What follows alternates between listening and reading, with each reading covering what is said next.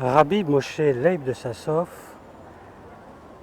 s'était personnellement occupé de 2 orphelins. Il les avait fait se rencontrer. La jeune fille avait donné son accord et puis on avait décidé du mariage. Le rabbi avait personnellement organisé le mariage. Il en avait pris tous les frais à sa charge. Vint donc le jour tant attendu, le grand jour.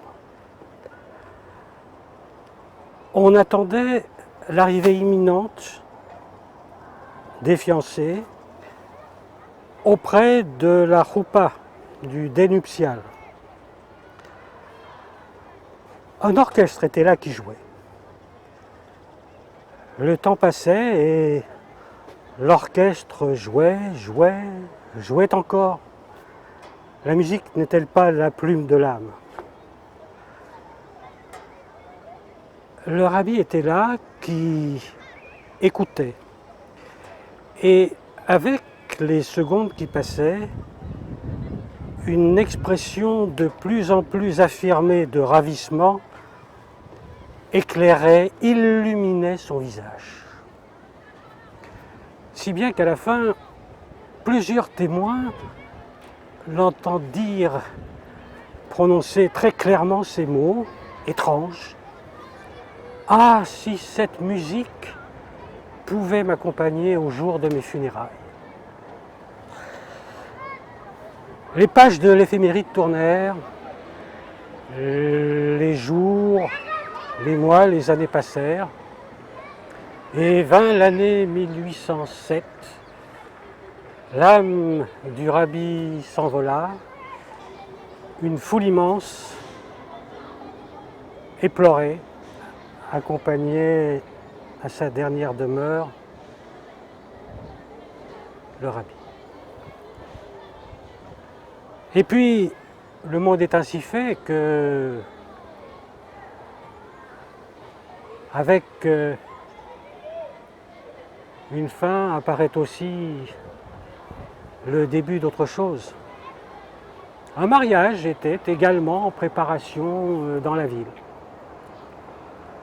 Et du reste, un orchestre était sur son chemin. Il devait jouer à ce mariage. Alors qu'on approchait de la ville, les chevaux brutalement s'emballèrent. Impossible de les retenir. Ils galopaient.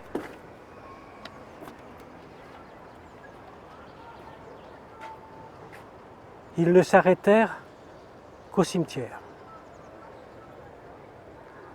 Devant ce qui allait être la dernière demeure du rabbi.